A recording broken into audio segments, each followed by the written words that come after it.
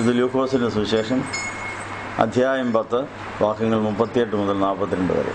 ലൂക്കോസ് 10:38 മുതൽ. യേശുവും ശിഷ്യന്മാർ യാത്ര പോകുമ്പോൾ ഒരു ഗ്രാമത്തിൽ പ്രവേശിച്ചു. മാർത്ത എന്നു പേരുള്ള ഒരു സ്ത്രീ സ്വഭവനത്തിൽ അവനെ സ്വീകരിച്ചു. അവൾക്ക് മറിയാം എന്നു പേരുള്ള ഒരു സഹോദരി ഉണ്ടായിരുന്നു. അവൾ വന്ന് കർത്താവിൻ്റെ തൃപ്പാദങ്ങളിരുന്നു അതിനെ ശ്രദ്ധിച്ചുകൊണ്ടിരുന്നു. മാർത്തയോ പലവിധ ശുശ്രൂഷകളിൽ ബദ്ധശ്രദ്ധയായിരുന്നു. അവൾ വന്നവനോട്, എൻ്റെ കർത്താവെ, ശുശ്രൂഷ ചെയ്യുവാൻ എൻ്റെ സഹോദരി എന്നെ തനിച്ചു വിട്ടിരിക്കുന്നതെന്ന് എനിക്ക് വിചാരമില്ലയോ? എന്നെ സഹായിക്കുവാനുള്ളൂ പറയണമേ എന്ന് പറഞ്ഞു. എന്നാൽ യേശു അവളോട്, മാർത്തയെ, മാർത്തയെ, നീ പലവിധ കാര്യങ്ങളെക്കുറിച്ച് ആകുലപ്പെട്ട് അസ്വസ്ഥയായിരിക്കുന്നു. എന്നാൽ ആവശ്യമുള്ളതൊന്നേ ഉള്ളൂ. മറിയാം നല്ല ഭാഗം തിരഞ്ഞെടുത്തിരിക്കുന്നു, അത് അവളിൽ നിന്നും ആരും അപഹരിക്കുകയുമില്ല എന്ന് താൻ പറഞ്ഞു. സക്കറിയായുള്ള അറിയിപ്പിന് ഞായറാഴ്ച നാളെ വരുന്നു. അന്ന് പ്രഭാതത്തിൽ വായിക്കേണ്ട വേദഭാഗം വായിച്ചിരിക്കുകയാണ്.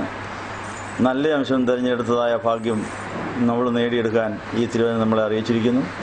മറിയ തൃപ്പാദത്തിൽ ഇരുന്നതുപോലെ നമ്മളിതാ നമ്മുടെ ഇന്നത്തെ ഈ ശനിയാഴ്ച ദിവസത്തെ എല്ലാ പരിപാടികളും മാറ്റിവെച്ച് കർത്താവിൻ്റെ വചനത്തിൻ്റെ സാരം കേൾക്കുവാൻ, പ്രാർത്ഥിക്കുവാൻ, നിത്യകുർബാനയിൽ സംബന്ധിക്കുവാൻ നമ്മളിവിടെ വന്നിരിക്കുമ്പോൾ നമ്മൾ നല്ല അംശം തിരഞ്ഞെടുത്തെന്നുള്ളതായ ആ സംതൃപ്തിയോടെ നമുക്ക് കർത്താവിനോട് ഇരിക്കാൻ സാധിക്കുമോ? അപ്പോൾ നമുക്കുണ്ടാകുന്ന കുറ്റബോധങ്ങൾ പാപദിന പ്രാർത്ഥനയായി മാറ്റുവാൻ ഒരിക്കലൂടെ പാപദിന പ്രാർത്ഥന നടത്തുകയാണ്. നിങ്ങൾക്കെല്ലാവർക്കും സംപ്രീതി ഉണ്ടായിരിക്കട്ടെ. സ്തുതി യാതൊരു നിർണയത്തിലെ കണ്ണിമങ്ങൾ ഒന്നേക്കുണ്ടായിരിക്കട്ടെ. ശുദ്ധീകരണ പെരുന്നാളും പ്രതിഷ്ഠാ പെരുന്നാളും കഴിഞ്ഞ് കർത്താവിൻ്റെ ജനപ്പെരുന്നാളായിട്ട് ഒരുങ്ങുന്ന ഈ കാലയളവിൽ സക്രിയായുള്ള അറിയിപ്പിൻ്റെ ഞായറാഴ്ചയായിട്ട് നാളെ നമ്മൾ ആചരിക്കുന്നു. നാളെ 8 മണിക്ക് ഇവിടുത്തെ ആരാധന ആരംഭിക്കും. അത് 10:10 തീരുവാനൊക്കെ ആത്മാവിൽ സ്വത്തിൽ നമ്മുടെ ആരാധന കർത്താവിന് പ്രസാദരമാകുവാൻ നമ്മൾ ഒരുങ്ങുകയാണ്. നമ്മൾ ഏത് മനോഭാവത്തോടെ കർത്താവിൻ്റെ സന്നിധിയിൽ വരണമെന്നും സന്നിധിയിൽ ഇരിക്കണമെന്നൊക്കെയാണ് ഇന്നത്തെ വചനം നമ്മളെ കേൾപ്പിച്ചത്. നാളത്തെ പ്രഭാതത്തിൽ വായിക്കേണ്ട വേദഭാഗം നമ്മൾ വായിച്ചു. ലൂക്കോസ് 10:38 മുതൽ 42 പ്രഭാവത്ത് കർത്താവ് ശിഷ്യന്മാർ യാത്ര പോകുമ്പോൾ ഒരു ഗ്രാമത്തിൽ പ്രവേശിച്ച് മാർത്ത മറിയമാരുടെ വീടുകളിലുള്ള കർത്താവിൻ്റെ പ്രവേശനം, അവിടെയുള്ളതായ വചന ശുശ്രൂഷ ഇവയെക്കുറിച്ച് നമ്മൾ കേൾക്കുകയായിരുന്നു. അപ്പോൾ മാർത്തയുടെയും മറിയയുടെയും മനോഭാവങ്ങൾ നമ്മുടെ ജീവിതത്തിലുണ്ടാകാം. രണ്ടും ഇടകലർന്ന് വരാം, ഒരു മനോഭാവത്തിൽ തുടരാം. മറിയയുടെ മനോഭാവം മാത്രം നമുക്കുണ്ടാകാം, മാർത്തയുടെ മനോഭാവം ഇല്ലാതെ വരാം. ഇത് രണ്ടും കൂടെ ചേർന്ന് ഇങ്ങനെ പലതരത്തിലുള്ളതായ മനോഭാവങ്ങൾ നമുക്കുണ്ടാകാം. ഇതിനെങ്ങനെയാണ് കർത്താവ് അംഗീകരിക്കുന്നത്, കൈകാര്യം ചെയ്യുന്നത് ഇവിടെ ഓർപ്പിക്കുകയാണ്. ഈ വേദഭാവം വായിക്കുമ്പോൾ നമുക്കൊരു സംശയം തോന്നാം. മാർത്തയുടെ ആ പരാതി ഒരു നല്ല പരാതിയല്ലായിരുന്നു. വീട്ടിലെ ജോലിയൊക്കെ രണ്ടുപേരും കൂടെ ചെയ്യുന്നത് വളരെ നല്ല കാര്യമല്ലേ? ഒരാൾ പ്രാർത്ഥിക്കാനാണെന്ന് പറഞ്ഞ് മാറിയിരിക്കുക, വേദോസം വായിക്കാനെന്ന് മാറിയിരിക്കുക, ഒരാൾ മാത്രം വീട്ടിലെ ജോലി ചെയ്യുക, ഇത് ശരിയാണോ? മറിയയുടെ കൂടെ കർത്താവ് കൂടി, അതും ശരിയാണോ എന്നൊക്കെ നമുക്ക് തോന്നാം. അതിനെല്ലാം മറുപടി കർത്താവ് പറയേണ്ടിയിരിക്കുന്നു. എന്തുകൊണ്ടാണ് മറിയയെ കർത്താവ് പ്രശംസിച്ചത്, മാർത്തയെ ശാസിച്ചത്? അതിൽ നമുക്ക് എന്തെങ്കിലും പാഠം പഠിക്കാനുണ്ടോ? മറിയാം നല്ല അംശം തിരഞ്ഞെടുത്തിരിക്കുന്നു എന്ന് പറഞ്ഞു, അത് അവളിൽ നിന്ന് ആരും അപഹരിക്കുകയുമില്ല എന്നും പറഞ്ഞു. ഏതായിരുന്നു ആ നല്ല ഭാവം? കർത്താവ് വന്നപ്പോഴേ കർത്താവിൻ്റെ ആവശ്യവും ചിന്താകുലങ്ങളും ചിന്താഗതികളും ശരിക്കും മനസ്സിലാക്കി ഉചിതമായും ചന്തമായിട്ടോടെ പെരുമാറുകയാണ്. കർത്താവ് പല പ്രാവശ്യം ആ വീട്ടിൽ വന്നിട്ടുണ്ട്. അപ്പോഴൊക്കെ കർത്താവിന് ആഹാരം കൊടുത്തിട്ടുണ്ട്, കർത്താവിനോട് പല കാര്യങ്ങൾ സംസാരിച്ചിട്ടുണ്ട്. ഈ പ്രാവശ്യം വന്നപ്പോഴും കർത്താവിന് വല്ലതും ആഹാരം കൊടുക്കണമെന്നാണ് മാർത്തയ്ക്ക് തോന്നിയത്. പക്ഷെ മറിയയ്ക്ക് മനസ്സിലായി ആഹാരമല്ല ഇന്ന് വേണ്ടത്, വചനം കേട്ടുകൊടുക്കുന്നതാണ് കർത്താവിന് ചെയ്ത് കൊടുക്കാവുന്ന ഏറ്റവും വലിയ സഹായം എന്ന് മറിയയ്ക്ക് മനസ്സിലായി. എല്ലാ ദിവസത്തെയും എല്ലാവരുടെയും സന്ദർശനങ്ങൾ ഒരുപോലെ ആകണമെന്നില്ല, എല്ലാവരുടെയും ആവശ്യങ്ങളും മുൻഗണനാക്രമം ഒന്നാകണമെന്നില്ല. ഇതെല്ലാം നമ്മൾ സന്ദർഭോചിതമായി വിവേചിച്ച് മനസ്സിലാക്കി പ്രതികരിച്ചാലേ കർത്താവിൻ്റെ അംഗീകാരം ലഭിക്കൂ എന്നാണ് അവിടെ പറഞ്ഞതിൻ്റെ അർത്ഥം. അപ്പോൾ സക്കറിയായോടുള്ള അറിയിപ്പിൻ്റെ ഞായറാഴ്ച പ്രഭാതത്തിൽ വേദഭാവം വെച്ചിരിക്കുന്നതിൻ്റെ കാര്യം എന്താണ്? നമ്മുടെ ആരാധനയും നമ്മുടെ വചന ശുശ്രൂഷയും കർത്താവിന് പ്രസാദകരമായി ദൈവത്തിൻ്റെ പദ്ധതിയിലോട് സഹകരിക്കാൻ പറ്റിയ അവസ്ഥയിലാകണമെങ്കിൽ നമ്മുടെ ഓരോ അനുഭവങ്ങളെയും നമ്മൾ എങ്ങനെയാണ് വിലയിരുത്തേണ്ടത്, കൈകാര്യം ചെയ്യേണ്ടെന്നുള്ള കാര്യം നമ്മളെ പഠിപ്പിക്കുകയാണ്. മാർത്ത സഹോദരിയായ മറിയയെ സഹായിപ്പാൻ വിളിച്ചതിനകത്ത് തെറ്റൊന്നുമില്ല. എന്നെ സഹായിക്കാൻ അവളോട് പറയണം. അവൾ മനസ്സ് തോന്നി വരുന്നില്ല. കർത്താവിനെ കൊണ്ട് പറയിപ്പിച്ച് തൻ്റെ പണിയുടെ കൂടെ മറിയെ കൂടെ കിട്ടാനായിട്ടുള്ള ആ മാർത്തയുടെ ആ സംരംഭം. ഇതുപോലെ നമ്മുടെ പള്ളിയിൽ പോകും പ്രാർത്ഥനയൊക്കെ നമ്മുടെ കൂടെ എല്ലാവരെയും കൂട്ടാൻ ഉള്ളൊരു സംരംഭവും പ്രാർത്ഥനയുമാകാം. ഭാര്യ ഭർത്താവിനോടും ഭർത്താവ് ഭാര്യയോടും ചേട്ടത്തി അനിയത്തിയോടും അനിയത്തി ചേട്ടത്തിയോടും ആങ്ങള പെങ്ങളോടും അയൽവക്കക്കാരോടും ഒക്കെ കൂട്ടുചേർന്ന് നമ്മുടെ കാര്യം നടത്താൻ എല്ലാവരെയും നമ്മുടെ കൂട്ടിന് കിട്ടാനായിട്ട് കർത്താവിനോട് പ്രാർത്ഥിക്കുന്ന പരിപാടി നമുക്കും ഉണ്ടാകാം. അതിനകത്തുള്ള കുഴപ്പം എന്താണ്? അപ്പോൾ യേശു അവളോട് പറഞ്ഞത്, മാർത്തയെ മാർത്തയെ. ഒരു പ്രാവശ്യം മാർത്തയെന്ന് വിളിച്ചാൽ പോരെ, 2 പ്രാവശ്യം ഇതിനെ വിളിച്ചു. ഒന്നുകൂടെ എംഫസൈസ് ചെയ്യാൻ വേണ്ടി അല്ലേ? മാർത്തയെ മാർത്തയെ, നീ പലവിധ കാര്യങ്ങളെക്കുറിച്ച് ആകുലപ്പെട്ട് അസ്വസ്ഥയായിരിക്കണം. ആ പലവിധ കാര്യങ്ങളുടെ കൂട്ടത്തിൽ കർത്താവിന് ആഹാരം കൊടുക്കുന്നതും അതിൻ്റെ കൂടെ അങ്ങ് ചേർത്തു. നീ പലവിധ കാര്യങ്ങളെക്കുറിച്ച് ആകുലപ്പെട്ട് അസ്വസ്ഥയായിരിക്കുന്നു. അതിൽ അപ്പോൾ അവളുടെ മനസ്സിൽ ഉയർന്നു നിന്നത് കർത്താവിന് ആഹാരം കൊടുക്കണമെന്നുള്ളതാണ്.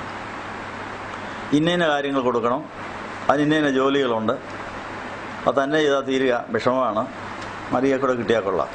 ന്യായമായ ചിന്തയാണെങ്കിലും അത് കർത്താവിനോട് പറഞ്ഞപ്പോൾ കർത്താവിൻ്റെ പ്രതികരണം നോക്കുക. മാർത്തയെ മാർത്തയെ, നീ പലവിധ കാര്യങ്ങളെക്കുറിച്ച് ആകുലപ്പെട്ട് അസ്വസ്ഥയായിരിക്കണം. അപ്പം നമ്മൾ പല കാര്യങ്ങളെക്കുറിച്ചുള്ള ആകുലതയും അസ്വസ്ഥതയും ദൈവത്തിൻ്റെ പദ്ധതിക്ക് എതിരാകാൻ സാധ്യതയുണ്ട് എന്നിവിടെ സൂചിപ്പിക്കുകയാണ്. ആവശ്യമുള്ളത് ഒന്നേ ഉള്ളൂ, മറിയാം നല്ല ഭാഗം തിരഞ്ഞെടുത്തു, അത് അവളിൽ നിന്ന് ആരും അപഹരിക്കുകയുമില്ല എന്നും പറഞ്ഞു. അന്നത്തെ കർത്താവിൻ്റെ സന്ദർശനം അവർക്ക് വചനം കൊടുക്കാനായിരുന്നു. കഴിഞ്ഞ രാത്രിയിൽ പ്രാർത്ഥിച്ചപ്പോൾ ദൈവാത്മാവ് കർത്താവിനോട് പറഞ്ഞു, പിതാവ് പുത്രനോട് പറഞ്ഞു, നാളെ ഈ വീട്ടിൽ പോയി വചനം അവർക്ക് കൊടുക്കണം. ആ വചനം വിശ്വാസമായിട്ട് പരിണമിക്കണം. ആ വിശ്വാസം പ്രത്യാശയും ദൈവസ്നേഹവുമായി അവർ കർത്താവിൻ്റെ ശിഷ്യഗണത്തിൽ ദൈവവേല ചെയ്യുന്നവരായി തീരണമെന്നുള്ള ആഗ്രഹത്തോടെ പിതാവ് പരിശുദ്ധാത്മാവ് വഴി തലേദിവസം രാത്രിയിൽ പുത്രന് കൊടുത്തതായ സന്ദേശപ്രകാരമാണ് അന്ന് വീട്ടിലേക്ക് വന്നിരിക്കുന്നത്. നമ്മുടെ വീട്ടിലേക്ക് വരുന്നവർ ഏത് ആത്മാവിൽ വന്നിരിക്കുന്നു, എന്തുദ്ദേശത്തോടെ എന്ത് ദൗത്യമായി വന്നിരിക്കുന്നു തിരിച്ചറിഞ്ഞ് അവരോട് പ്രതികരിച്ചാലേ ദൈവത്തിൻ്റെ ഉദ്ദേശങ്ങൾ നടക്കുമെന്നുള്ള കാര്യം ഓർപ്പിക്കുന്നു. മുൻവിധിയോടെ ഒന്നും ചെയ്യാൻ പാടില്ല. നമ്മുടെ വ്യാകുലങ്ങളുടെയും അസ്വസ്ഥതയുടെ ഇടയിൽ നമ്മൾ ആരെയും നമ്മൾ ഉദ്ദേശിക്കുന്നിടത്തേക്ക് വലിച്ചഴക്കരുത് എന്നൊക്കെ ഇതിനകത്ത് സന്ദേശമുണ്ട്. ഇതിൽ നിന്ന് പഠിക്കേണ്ട പാഠം എന്താണ്? ഈ മറിയയ്ക്ക് ഈ നല്ല ഭാഗം തിരഞ്ഞെടുക്കാൻ സാധിച്ചത് എന്തുകൊണ്ടാണ്? മറിയ വ്യാകുലപ്പെട്ട് അസ്വസ്ഥയായി നടന്നൊരു കാലമുണ്ട്. അത് അവളുടെ മരണത്തിൻ്റെ വക്കിൽ വരെ എത്തിച്ചു. തൻ്റെ അസ്വസ്ഥതകളും തൻ്റെ ജഡമോഹവും തൻ്റെ കൺമോഹവും ജീവിതത്തിൻ്റെ പ്രഭാവവും അനുസരണക്കേടുകളും തന്നിഷ്ടങ്ങളും എല്ലാം അവളെ മരണത്തിൻ്റെ വക്ക് വരെ എത്തിച്ചതാണ്. അവളെ കൊല്ലാനായിട്ട് കൊണ്ടുവന്നപ്പോൾ കരുണ ചെയ്ത് അവരിൽ നിന്ന് രക്ഷപ്പെടുത്തതാണ്. അപ്പോൾ യേശുവിൻ്റെ വചനത്തിൻ്റെ വില അവൾക്ക് മനസ്സിലായിട്ടുണ്ട്. മരണത്തിൻ്റെ വക്കിൽ നിന്ന് അവളെ രക്ഷിച്ചത് യേശുവിൻ്റെ വചനവും യേശുവിൻ്റെ കരുണയുമാണ്. അതുകൊണ്ട് ഒന്നാം സ്ഥാനം വചനത്തിന് കൊടുത്തു. വചനം മാംസമായി തീർന്ന കർത്താവ് ഓരോ വ്യക്തിക്കും ആവശ്യമുള്ള വചനം കൊടുക്കുവാൻ തക്കവണ്ണം അയക്കപ്പെട്ടയാളാണ്. എല്ലാ ദിവസവും കർത്താവ് നിനക്ക് എന്നോട് എന്താണ് സംസാരിക്കാനുള്ളതെന്ന് ചോദിച്ച് നമ്മൾ കർത്താവിനോട് ഇരിക്കാറുണ്ടോ? മർക്കോസ് 3:13 പറയുന്നത് കർത്താവ് ശിഷ്യന്മാരെ വിളിച്ചത് കൂടെ ഇരിക്കാനാണ്. കൂടെ ഇരുന്ന് കഴിഞ്ഞ് പ്രസംഗിക്കാൻ പോകുമ്പോൾ ഭൂതങ്ങളെ പുറത്താക്കാൻ. ഇതിനെ കൂടെ ഇരിപ്പ്, വചനപ്രഘോഷണം, ഭൂതങ്ങളെ പുറത്താക്കൽ, ഇത് മൂന്നും പരസ്പരം ബന്ധപ്പെട്ട് കിടക്കുന്നു. ഈ ശുശ്രൂഷ അപ്പോസ്തോലിക ശുശ്രൂഷയാണിത്. ഞാൻ നിങ്ങളെ എൻ്റെ വേല ചെയ്യുവാൻ വിടുന്നു, പിതാവ് എന്നെ അയച്ചതുപോലെ ഞാൻ നിങ്ങളെ വിടുന്നു എന്ന് പറഞ്ഞാണ് ശിഷ്യന്മാരെ പല കാര്യത്തിൽ വിട്ടത്. അങ്ങനെയാണ് തോമാസ്ലിയ ഇന്ത്യയിലേക്ക് വന്നത്. അപ്പോൾ ഇന്ത്യയിൽ വന്ന തോമാസ്ലിയ കർത്താവിൻ്റെ കൂടെ ഇരുന്ന് പരിശുദ്ധാത്മാവിൽ നിറഞ്ഞ് ഇന്ത്യക്കാരുടെ സുവിശേഷം പറയാൻ ഇന്ത്യയിൽ വന്നു. ഇന്ത്യയിലുണ്ടായിരുന്ന അനേകരുടെ ഭൂതങ്ങളെ പുറത്താക്കി പരിശുദ്ധാത്മാവിനെ അകത്താക്കി. അങ്ങനെയാണ് ശങ്കരപുരി, പൗലോമറ്റം, കള്ളി, കാളിയങ്കൽ എന്ന ബ്രാഹ്മണ കുടുംബക്കാർ സത്യക്രിസ്ത്യാനികളായി നമ്മുടെ പൂർവികരായി പിതാക്കന്മാരായി മാറിയത്. നമുക്ക് ഈ വേല ചെയ്യാൻ കഴിയാത്തത് എന്തുകൊണ്ടാണ്? നമ്മുടെ മുൻഗണനാക്രമങ്ങൾ തെറ്റിപ്പോകുന്നു, ആവശ്യബോധങ്ങൾ തെറ്റിപ്പോകുന്നു. എന്നത്തെയും എപ്പോഴത്തെയും ആവശ്യബോധം പരിശുദ്ധാത്മാവിൻ്റെ മുൻഗണനാക്രമത്തിൽ വിട്ടുകൊടുത്താൽ മാത്രമേ ദൈവത്തെ പ്രസാദിപ്പിക്കാൻ സാധിക്കും എന്നുള്ള കാര്യം ഓർപ്പിക്കുന്നു. കർത്താവ് കയറി വന്നപ്പോഴേ മറിയയ്ക്ക് മനസ്സിലായി ഒരു വചന ശുശ്രൂഷയ്ക്കാണ് കർത്താവ് വരുന്നതെന്ന്. ഉടനെ തന്നെ മറിയാം എല്ലാ കാര്യവും മാറ്റിവെച്ച് പോയി കർത്താവിൻ്റെ കൂടെ അങ്ങിരുന്നു. മറിയയുടെ മനസ്സിൽ മുൻവിധികളാണുള്ളത്, മുൻവിധികളും വ്യാകുലങ്ങളും അസ്വസ്ഥതകളും. കർത്താവ് കയറി വരുന്നുണ്ട്, എല്ലാം കഴിക്കാനായിരിക്കുക, ശരിക്കും ഉണ്ടാക്കി കളയാം, പുട്ട് പുഴുങ്ങിയേക്കാം, കപ്പ വേവിച്ചേക്കാം, അല്ലെങ്കിൽ ചായ ഉണ്ടാക്കാം എന്നൊക്കെ പറഞ്ഞ് ഓരോ പരിപാടി അങ്ങ് തുടങ്ങുക. ഇതുപോലെ നമ്മൾ മുൻവിധിയോടെ ഒന്നും ചിന്തിക്കരുത്, പറയരുത്. വേണമെങ്കിൽ മാർത്തയ്ക്ക് ചോദിക്കാമായിരുന്നു, കർത്താവേ നീ വന്നതിന് വളരെ നന്ദി, എല്ലാം കഴിക്കാൻ എന്താ ഉണ്ടാക്കേണ്ടത്, കഴിക്കാൻ ഉണ്ടാക്കട്ടെ. എന്താ മാർത്ത, ഇപ്പം എനിക്ക് വേണ്ട, നമുക്കങ്ങോട്ട് ഇരിക്കാം, ഒരു പാട്ട് അങ്ങോട്ട് പാടേ, വചനം തരാൻ പോവുകയാണ് എന്ന് പറഞ്ഞിരുന്നെങ്കിൽ എത്ര ഭംഗിയായിരുന്നു ആ കാര്യം. വഴക്ക് കേൾക്കേണ്ടി വരുമായിരുന്നോ? ഇല്ല. അപ്പോൾ കർത്താവ് ഓരോ പ്രാവശ്യവും നമ്മളെ സന്ദർശിക്കുമ്പോൾ കർത്താവിൻ്റെ ഇന്ന് എന്നോടുള്ളതായ ദൗത്യം എന്താണ് എന്നും ഒരുപോലെ ആവണമെന്നില്ല, എപ്പോഴും ഒരുപോലെ ആവണമെന്നില്ല. അങ്ങനെ കർത്താവിൻ്റെ ഇഷ്ടത്തിന് ഒന്നാം സ്ഥാനം കൊടുത്ത് കർത്താവിനോട് ചോദിച്ചിട്ട് എല്ലാ കാര്യം ചെയ്യുക നല്ലത്. നമുക്കുള്ള കുഴപ്പം നമ്മൾ ഓരോ കാര്യങ്ങളും അങ്ങ് തീരുമാനിക്കുക, എന്നിട്ട് ഓരോരുത്തരെ അങ്ങ് വിളിച്ചുകൊള്ളുക, ഇത് കർത്താവിനെ എൻ്റെ കൂടെ അങ്ങ് വിളിക്കുക. മാർത്തയുടെ ബലഹീനത തന്നെ, കർത്താവിന് ആഹാരം കൊടുക്കണമെന്ന് അവളങ്ങ് തീരുമാനിച്ചു, ഇന്നത് കൊടുക്കണമെന്ന് അങ്ങ് തീരുമാനിച്ചു. അതിന് കൂട്ട് മാർത്ത വേണം, കർത്താവ് അതിന് റെക്കമെൻഡ് ചെയ്യണം. അപ്പോൾ അതിനെ സ്വയത്തെ കേന്ദ്രമാക്കിയ പരിപാടിയായിരുന്നു. അതിനകത്ത് പിശാചുണ്ട്. Self is a hiding place of evil. നമ്മുടെ സ്വയത്തിനകത്ത് ആരുണ്ട്? പിശാചുണ്ട്. അപ്പോൾ നമ്മളുടെ സ്വന്തം താല്പര്യങ്ങളെ ബലീകരിച്ചിട്ട് അവിടെ യേശുവിൻ്റെ താല്പര്യത്തിന് ഒന്നാം സ്ഥാനം കൊടുത്തെങ്കിലേ ദൈവരാജ്യത്തിൻ്റെ നീതിയും സമാധാനവും പരിശുദ്ധാത്മാവുടെ സന്തോഷവും ആസ്വദിക്കാനൊക്കെ ഉള്ളൂ. കഴിഞ്ഞ കാലങ്ങളിൽ നമ്മുടെ എത്രയോ പ്രാർത്ഥനകൾ തള്ളപ്പെട്ടിരിക്കുന്നു. മാർത്തയുടെ പ്രാർത്ഥന തള്ളപ്പെട്ടു, മാർത്തയുടെ പരിപാടിയും പൊളിഞ്ഞു, അവൾ തീരുമാനിച്ച കാര്യങ്ങളും അസാധുവായി, അതെല്ലാം വഴക്ക് കേൾക്കാനുള്ള വിഷയമായി മാറി. അങ്ങനെയാണെങ്കിൽ ദൈവസന്നിധി നമ്മൾ പിതാവും പുത്രനും പരിശുദ്ധാത്മാവും നമ്മളെ വഴക്ക് പറയുന്നത് ശ്രദ്ധിക്കുന്നുണ്ടോ? അത് ശ്രദ്ധിച്ചിട്ട് നമ്മൾ തിരുത്തലുകൾ നടത്തുന്നുണ്ടോ?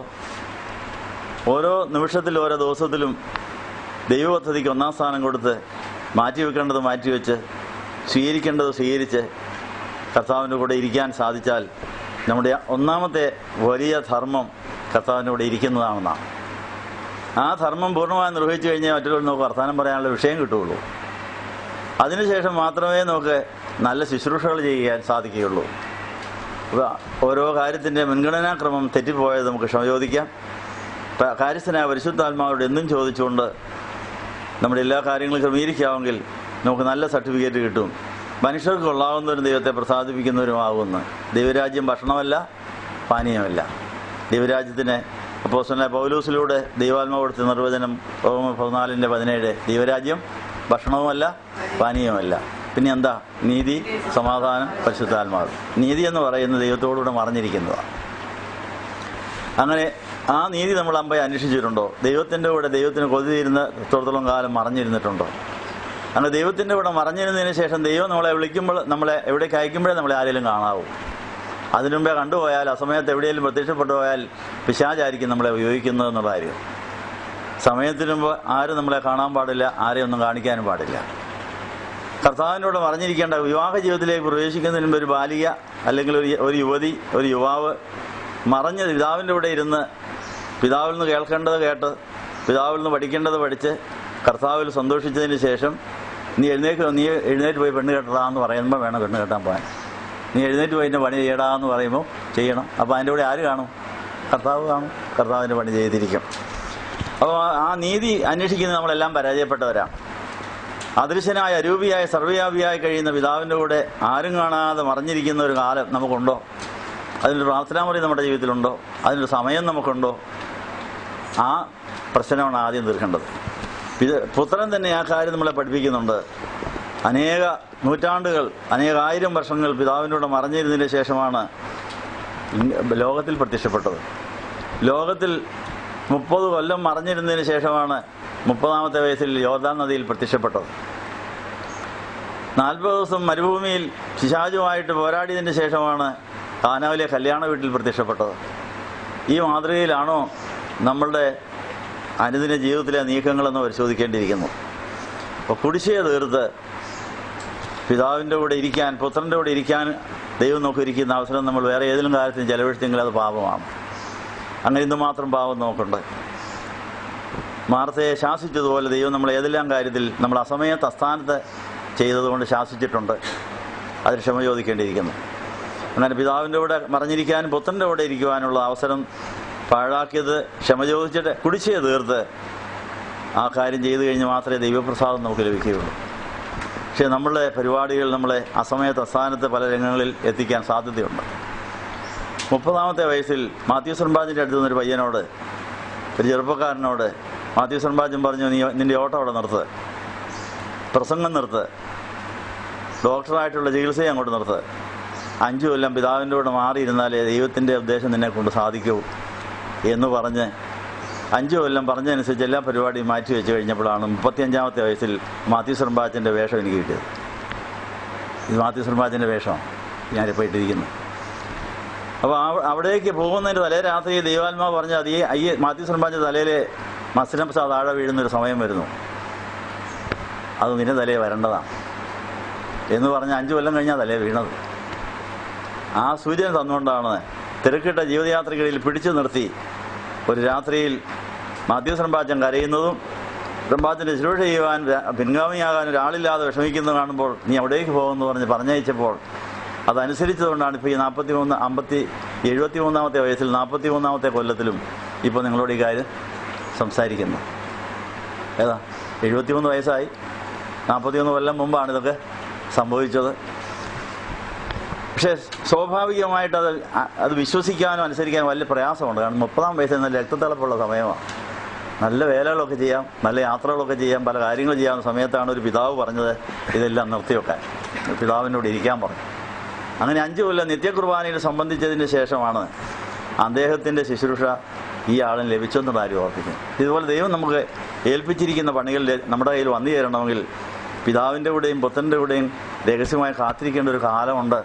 അത് വിശ്വസിച്ച് അനുസരിക്കാമെങ്കിൽ പിന്നെ നമ്മളൊന്നും ഭാരപ്പെടേണ്ട, എല്ലാം നമ്മളെ തേടി വരും, നമുക്ക് വേണ്ടിയതെല്ലാം തേടി വരും എന്നാണ് പറഞ്ഞതിൻ്റെ അർത്ഥം. അപ്പോൾ നമ്മൾ കഴിഞ്ഞ കാല ജീവിതത്തിലെ ആ കുറവ് പരിഹരിക്കാൻ ഇനി ലഭിക്കുന്ന സമയങ്ങളും തക്കത്തിൽ ഉപയോഗിക്കാൻ നമ്മുടെ വീടിനെയും സങ്കേത ഭവനത്തെയും നിങ്ങൾ പ്രയോജനപ്പെടുത്തുമോ? മറിയാൻ നല്ല ഭാഗം തിരഞ്ഞെടുത്തു എന്ന് പറഞ്ഞ പോലെ ദൈവരാജ്യം ഭക്ഷണവുമല്ല പാനീയവുമല്ല, നീതി, സമാധാനം, പരിശുദ്ധാത്മാവിലുള്ള സന്തോഷം ഏറ്റുവാങ്ങാൻ ഞാൻ കാത്തിരിക്കുന്നു, പിതാവിൻ്റെ കൂടെ മറിഞ്ഞിരിക്കുന്നു. അപ്പോൾ പിതാവ് സമാധാനമായ പുത്രനെ നമുക്ക് നദി പോലെ തരാമെന്നാണ് പറയുന്നത്. അപ്പോൾ ഈ കാത്തിരിപ്പിൻ്റെ വേളയിൽ വചനം മുഴുവനും പഠിച്ചിട്ട് നമ്മുടെ ഹൃദയം സമുദ്രം പോലെ വിശാലമാകണം. ഓരോ വചനങ്ങൾ ഇണചേരുമ്പോഴും ഹൃദയം വികസിച്ചുകൊണ്ടേയിരിക്കും. അങ്ങനെ പുതിയ നിയമത്തിലും പഴയ നിയമത്തിലും ഇണവാക്യങ്ങൾ ഇണചേർന്ന് അത് ധ്യാന വിഷയമാകുമ്പോൾ ഹൃദയം വിശാലമാകും. ഹൃദയം വിശാലമായി അത് സമുദ്രം പോലെ വലുതായി കഴിയുമ്പോൾ നദി പോലെയുള്ള സമാധാനം ഒഴുകി വരുന്നതിനെ സ്വീകരിക്കാൻ സാധിക്കും. അതിനുശേഷം ആ സന്തോഷം ഉണ്ടാകുന്നു. അപ്പോൾ ഇതുവരെയായിട്ട് നമുക്ക് സന്തോഷം പൂർണ്ണമാകാത്തതിൻ്റെ കാര്യം എന്താണ്? ഇതുവരെയായിട്ടും നമുക്ക് മറ്റുള്ളവരെ സന്തോഷിപ്പിക്കാനൊക്കാത്തതിൻ്റെ കാര്യം എന്താ? സന്തോഷത്തിന് മുമ്പ് സമാധാനം നദി പോലെ വരണം. സമാധാനമായി യേശുവിനെ കിട്ടുന്നതിന് മുമ്പ് പിതാവിനോട് മറഞ്ഞിരിക്കണം. ഇതിൻ്റെ കുടിശ്ശിക തീർക്കാനാണ് കർത്താവ് കൃപായുഗം നീട്ടി തരുന്നത്. ആ സമയം തക്കത്തിൽ ഉപയോഗിക്കാമെങ്കിൽ നമുക്ക് വചനം മുഴുവനും ഇടചേർത്ത് ഹൃദയത്തെ വിശാലമാക്കി സമുദ്രം പോലെയാക്കി നദി പോലെ സമാധാനം ഒഴുകി വരുന്നത് ഉൾക്കൊണ്ടിട്ട് അത് അനേകർക്ക് ഭാഗിച്ചു കൊടുക്കാൻ സാധിക്കും. അപ്പോൾ നമുക്ക് അനേകരെ ദൈവസന്നിധിയിൽ കൊണ്ടുവരാൻ സാധിക്കുന്നുള്ള കാര്യം ഓർപ്പിക്കണം. മറിയാമിന് ഇത് സാധിച്ചത് എന്തുകൊണ്ടാണ്? അവളുടെ ജീവിതം മരണത്തിൻ്റെ വക്കിൽ നിന്ന് യേശുവിൻ്റെ വചനപ്രകാരം രക്ഷപ്പെട്ടതാണ്. അപ്പോൾ അവർക്ക് അതിൻ്റെ വില മനസ്സിലായി. സ്വന്തം ഇഷ്ടപ്രകാരം പോയതിൻ്റെ കെടുതികൾ മറിയയ്ക്ക് മനസ്സിലായി. ആ മറിയ കർത്താവിനെ രക്ഷിതാവായി സ്വീകരിച്ചു. ഇനി പാപം ചെയ്തെന്ന് പറഞ്ഞ വചനപ്രകാരം പാപം ചെയ്യാതിരിക്കാൻ ദൈവത്തിൻ്റെ വചനത്തിന് വേണ്ടി എന്നും ദാഹിക്കുക. ദൈവത്തിൻ്റെ വചനം കേട്ട് ചെയ്യുമ്പോഴാണ് പാപം ചെയ്യാത്ത അവസ്ഥ നമുക്കുണ്ടാകുന്നത്. അപ്പം മറിയാം പാപം ചെയ്യാത്ത അവസ്ഥയിലേക്ക് വളർന്നത് വചനമായ യേശുവിനെ അനുഗമിച്ചതുകൊണ്ടും ആ യേശുവിനും യേശുവിൻ്റെ സാന്നിധ്യത്തിനും യേശുവിൻ്റെ വചനത്തിനും 1-ാം സ്ഥാനം കൊടുത്തുകൊണ്ടുമാണ് മറിയാമിന് അപ്പോസ്തലന്മാരുടെ അപ്പോസ്തലയാകാൻ സാധിച്ചു. മറിയാമിന് ഉയർത്തെഴുന്നേറ്റ് യേശുവിനെ ആദ്യമായി കാണാൻ സാധിച്ചു. യേശുവിൽ നിന്ന് നിയോഗം പ്രാപിച്ചു. ശിഷ്യന്മാർക്ക് യേശുവിനെ കുറിച്ച് സാക്ഷ്യം പറയാനുള്ള വലിയ ജോലി കിട്ടി. പരിശുദ്ധ കന്യമറിയാൻ കഴിഞ്ഞാൽ പിന്നെ സഭയിലെ ശുദ്ധിമതിയായി ഉയർത്തപ്പെട്ടു. നമുക്കും ഇതാകാം. അതിനാണ് നമ്മൾ വരാൻ പോകുന്ന 25 നോമ്പ് ആചരിക്കാൻ പോകുന്നത്. അതിനുള്ള ഒരുക്കമാണ്. എലിസബത്തും സക്കറിയായും നീതിയുള്ളവരായി ദൈവത്തിൻ്റെ പദ്ധതിക്കായി കാത്തിരുന്നിട്ട് പ്രാർത്ഥനയുടെ മറുപടിയായി ഒരു കുഞ്ഞിനെ സ്വീകരിച്ച് യേശുവിന് വഴിയൊരുക്കുന്ന ആളായി ആ കുഞ്ഞിനെ സമർപ്പിച്ചിട്ട് ആ കർത്താവിൻ്റെ വേല അനേകർക്ക് രക്ഷയുണ്ടാക്കിക്കൊടുന്ന പദ്ധതിയായി മാറിയതുപോലെ നമുക്കും പ്രാർത്ഥനയുടെ മറുപടിയായിട്ടുള്ള കുഞ്ഞുങ്ങളുണ്ടാകണം. അവർ യേശുവിന് രണ്ടാമത്തെ വരവിന് വഴിയൊരുക്കുന്നവരാകണം. അപ്പോൾ ഇനിയും കുടുംബജീവിതത്തിലേക്ക് പ്രവേശിക്കാനുള്ളവർ പ്രാർത്ഥിക്കുക. യോഹന്നാൻ സ്നാപകൻ ഒന്നാമത്തെ കർത്താവിൻ്റെ വരവിന് വഴിയൊരുക്കി. രണ്ടാമത്തെ വരവിന് വഴിയൊരുക്കാൻ ഒത്തിരി പേരെ വേണം. ഒന്നാമത്തെ വരവിന് വഴിയൊരുക്കാൻ ഒരാൾ മതിയായിരുന്നു. രണ്ടാമത്തെ മധ്യാകാശം വരെയാണ്. മധ്യാകാശത്തിലേക്ക് നമ്മൾ ജംബോ ജെറ്റ് വിമാനം പോലെ പറന്നു കയറേണ്ടവരാണ്. ഒരു വിമാനത്തിന് പറന്നു കയറാൻ വളരെ ദീർഘമായ റൺവേ ആവശ്യമുണ്ട്. പറക്കുന്ന വിമാനം റൺവേയിൽ കൂടെ ഓടിയതിൻ്റെ ശേഷമാണ് പറക്കുന്നത്. മൈലുകൾ, കിലോമീറ്ററുകൾ നിലത്തൂടെ ഓടിയതിന് ശേഷമേ ഇതിന് പൊങ്ങാനൊക്കെ ഉള്ളൂ. ഇതുപോലെ കർത്താവിൻ്റെ രണ്ടാമത്തെ വരവിൽ സഭയാകുന്ന മണവാട്ടി ഓടേണ്ടതായ റൺവേ ഉണ്ട്, ഓടേണ്ട ഒരു വഴി. ആ വഴി ഒരാളെ കൊണ്ട് തന്നെ ഉണ്ടാക്കാനുള്ള ഒത്തിരി എഞ്ചിനീയർമാരുടെ ആവശ്യമുണ്ട്. ബുക്ക് ചെയ്യുന്നു. കല്യാണം കഴിക്കാൻ പോകുന്ന സഹോദരിമാർ, മക്കളെ, കൊച്ചുമക്കളെ ഒന്ന് പ്രാർത്ഥിക്കാവോ? കർത്താവിന് രണ്ടാമത്തെ വരവിന് വഴിയൊരുക്കുന്ന എഞ്ചിനീയറെ എനിക്ക് തരണം, ഞാൻ വളർത്തേക്ക് വിടാം. ആ എഞ്ചിനീയറും കൂടെ കൂടി കർത്താവിൻ്റെ റൺവേ ഉണ്ടാക്കിയിട്ട് ആ ആളിനെയും കൂടെ കർത്താവ് പറത്തി ഓരോരുത്തർക്കും അങ്ങനെ പറക്കാൻ സാധിക്കും. അങ്ങനെ അതിനുവേണ്ടിയാണ് യോഹന്നാൻ സ്നാപകൻ്റെ ജനനത്തിൻ്റെ ദിവസത്തെ ഒരു ദിവസമായി മാറ്റിയിരിക്കുന്നത്. അപ്പോൾ യോഹന്നാൻ സ്നാപകൻ്റെ വേല ഇന്ന് ജീവിച്ചിരിക്കുന്ന നമ്മളെല്ലാവരും കൂടെ ചെയ്യണം. അനേകരുടെ ഹൃദയങ്ങളിലേക്ക് യേശുവിന് വഴിയൊരുക്കണം. അവിടുന്ന് കർത്താവിൻ്റെ കല്യാണ മണ്ഡപത്തിലേക്ക് വഴിയൊരുക്കണം. അതിന് നമ്മുടെ ജീവിതയാത്ര ഉതകട്ടെ എന്ന് ആശംസിച്ചുകൊണ്ട് ഇന്നത്തെ ധ്യാനം ഇവിടെ സമാഹരിക്കുന്നു. നമുക്ക് പ്രാർത്ഥിക്കാം. ഞങ്ങളെ സ്നേഹിക്കുന്ന ദൈവമേ, ഈ നല്ല ദിവസത്തിനായി ഞങ്ങൾ നന്ദിയോടെ പ്രാർത്ഥിക്കുന്നു. സക്കറിയായോടുള്ള അറിയിപ്പിൻ്റെ ഞായറാഴ്ച, മറിയാവിനോടുള്ള അറിയിപ്പിൻ്റെ ഞായറാഴ്ചയൊക്കെ ഇനിയും വരുന്നുണ്ട്. ഇതൊക്കെയും എല്ലാ വർഷവും ആവർത്തിക്കുന്നത് കർത്താവിൻ്റെ മനുഷ്യാവതാര പ്രക്രിയയിൽ ഞങ്ങൾക്ക് ഒരു പങ്കുണ്ടെന്നും കർത്താവിൻ്റെ കൂടെ ഇരിക്കുന്നതിലും കർത്താവിന് വഴിയൊരുക്കുന്നതിലും കർത്താവിൻ്റെ കൂടെ വേല ചെയ്യുന്നതിലും കൂടെ ഇരിക്കുന്നതിലൊക്കെ ഒത്തിരി കാര്യങ്ങളുണ്ടെന്ന് ഞങ്ങളെ പഠിപ്പിച്ചതിനാണ് നന്ദി പറയുന്നു. ഞങ്ങളും ഞങ്ങളുടെ പൂർവികരും ഈ കാര്യത്തിൽ പരാജയപ്പെട്ടവരാണ്. കൃപായുഗം നീട്ടി വെച്ചിരിക്കുന്ന ഞങ്ങളെ കൂടെ ജയിപ്പിച്ചു കൊണ്ടുപോകാനാണ് നിങ്ങൾ സമ്മതിക്കുന്നത്. വന്നിരിക്കുന്ന എല്ലാവരെയും അനുഗ്രഹിക്കണമേ. അനേകരുടെ സങ്കടം തീർക്കുവാൻ സക്കറിയ പുരോഹിതനെ അവിടുന്ന് ഉപയോഗിച്ചു. എലിസബേത്തിൻ്റെ സങ്കടം, അനേക പാപികളുടെ സങ്കടം തീർക്കാൻ ആ പുരോഹിതനെ അവിടുന്ന് ഒരുക്കി. ലക്ഷക്കണക്കിന് ഇസ്രായേൽക്കാർ മിസ്രൈമിൽ അടിമകളായിരുന്നപ്പോൾ അവരുടെ സങ്കടം തീർക്കാൻ മോശയെ അവിടുന്ന് ഒരുക്കി. സഭയിലെ എല്ലാ പുരോഹിതന്മാരും ജനങ്ങൾ കണ്ണുനീരൊപ്പാനായിട്ട് ദൈവത്താൽ അഭിഷിക്തരാണെന്നുള്ളത് ഞങ്ങൾ ഓർക്കുന്നു.